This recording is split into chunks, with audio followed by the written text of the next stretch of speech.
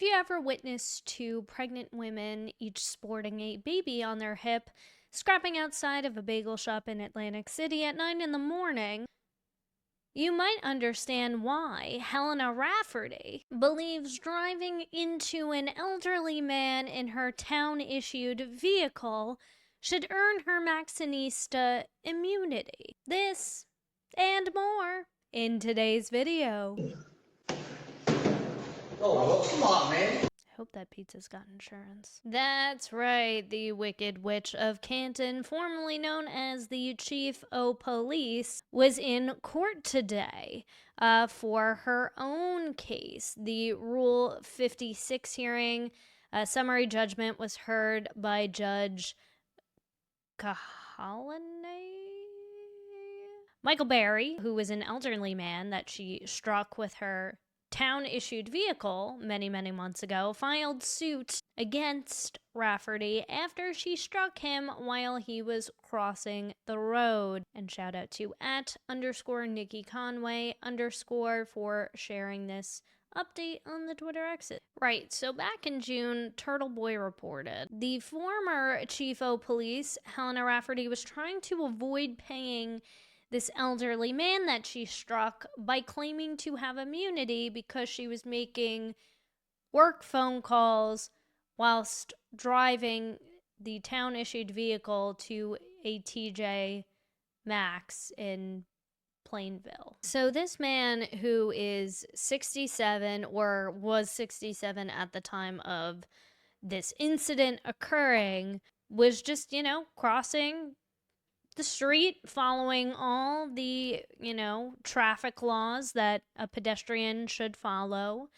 And he was sporting a yellow reflective vest that was apparently very reflective. I mean, that's the point of people wearing them, is so you could see them in the dark. And he was hobbling down the road with a cane as well, too, to make matters even worse in Wrentham, but Rafferty claims she didn't see him while she was driving her Canton Police-Town issued Ford SUV. This happened back in February 2024, so a little over a year ago, a year and some change. Here is the town-issued vehicle. I wonder if she got to keep it after she stepped down, because remember, folks, right before, I believe, the retrial began, and Helena was supposed to actually get reinstated as police chief, she stepped down. And now there's a fill-in right now while Canton is on the search for America's next top cop. I don't know if they picked somebody already to replace her with, how the temp's doing, but that is where we're at. So Rafferty claims that she was on duty because she was on her way to TJ Maxx in Plainville making these work-related phone calls, right?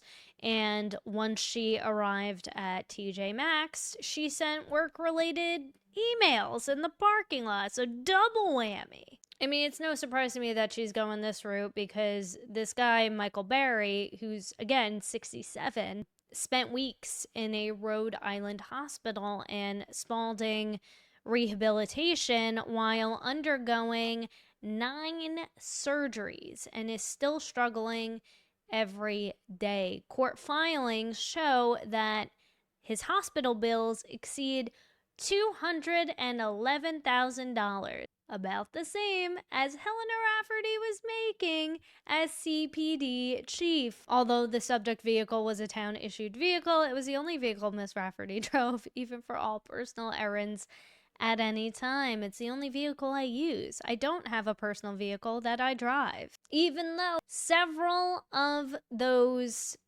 registered vehicles that she owns are in her name.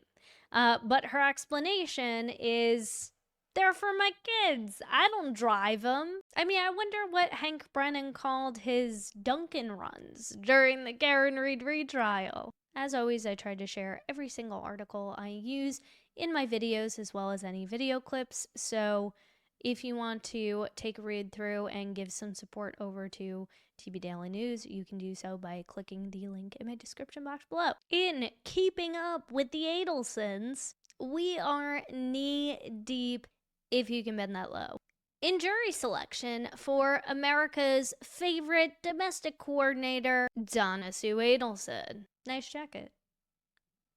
TJ Maxx. According to Matt Hoffman of WCTV in Tallahassee, Judge Stephen Everett says that the trial proper is expected to start on Thursday, meaning tomorrow, so whatever little bits of jury selection are left, and then potentially we are on to opening statements for Donna's redemption arc. And to help calm down some of those pre-trial jitters, doting daughter Wendy has a few nice words to share about her domestic coordinator. Lived together for almost a year.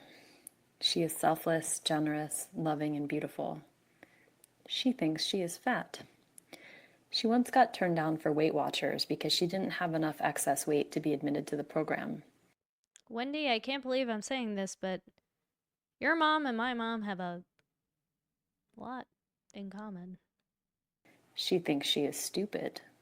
My mom, who won the New York Spelling Bee for middle schoolers when she was only in the 6th grade. Surprised you didn't use that in your Wheel of Fortune intro, Donna. Guess it was a toss-up between that and bragging about how well you can multitask, teaching your middle-aged husband Harvey and 3 children plus dog Sam how to recite all the president's names in alphabetical order while bleaching grout in your bathroom in between commercial breaks of The Young and the Restless.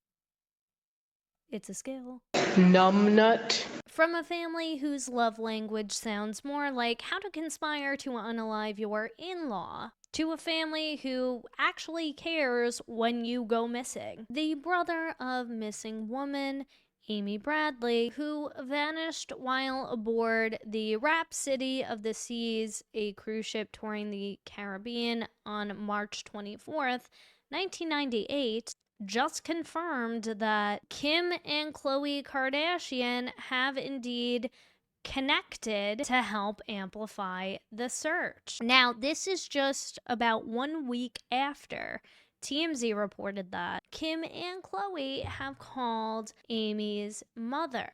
Minutes later, Nancy Grace hit the Kardashians with a cease and desist for violating her intellectual property.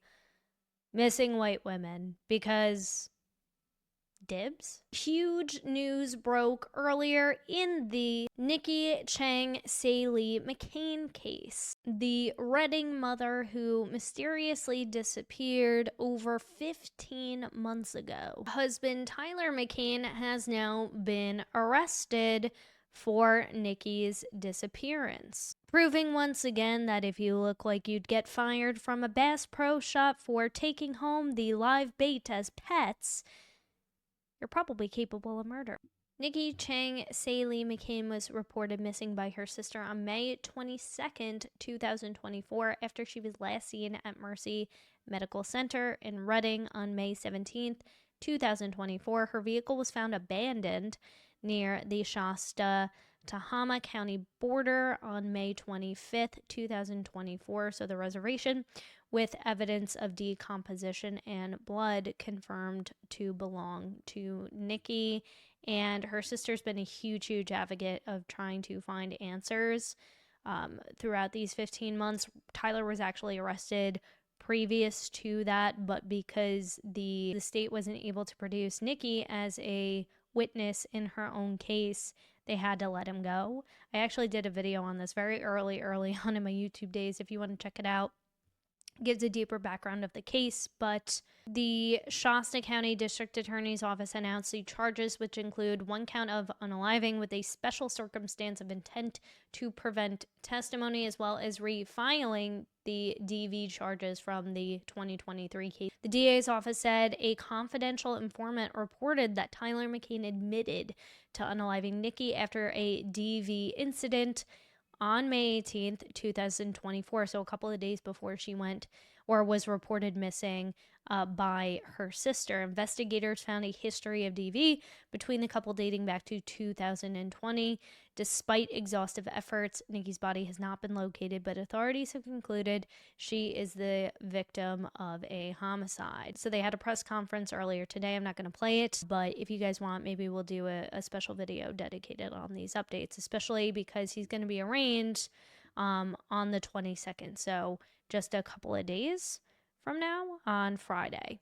1:30 p.m. PST. He's currently being held without bail, and there's a reward of $30,000 for any information leading to Nikki's location, if in fact what this confidential informant's saying is true. I'm happy that we're finally getting some news and momentum in this case. Now, another Duck Dynasty extra doing the cell block tango. Manspreader Brian Kohberger filed a SH complaint over derogatory threats towards intimate parts of his body in prison and begs for a transfer. On July 30th, the convicted unaliver submitted a handwritten note requesting that he be placed in a different facility after just one night in the J Block at the Idaho Maximum Security Institution in Boise, not engaging in any of the recent flooding, striking, as well as being subject to minute-by-minute verbal threats, harassment, and on that and other bases, Unit 2 of J Block is an environment that I wish to transfer from. Just 5 days later, on August 4th, Kohberger complained of harassment of the actual kind in a, see, I'm learning my pig Latin from Mackenzie Shirilla. It's working wonders. Who needs Duolingo when you got Mackenzie Shirilla? In a concerned note to a prison guard after an inmate allegedly told him, I'll, quote, butterfingers you. Kohberger, who also accused another inmate of saying, quote, the only seat meat we will be eating is Kohbergers, which also happens to be what people are saying about the new Cracker Barrel logo. Speaking of seat meats, mine is getting pretty sore at the moment from sitting in this chair for an hour. So if you enjoyed today's content, hit that subscribe button, hit that notification bell so you don't miss the next video from me on your way out, and make sure you hit that like button because that tells the YouTube algorithm that other people might want to watch this too. I don't know, and that's cool. Thank you so much for watching, and until then. I don't have, in me to charge you, I just Thank don't. you so much. Poor guy gets a job, first day on the job, he's all excited. I'm gonna deliver the pizza down to the Providence Place Mall, he parks in front, he runs in, he gets a $2 tip, right? Come on.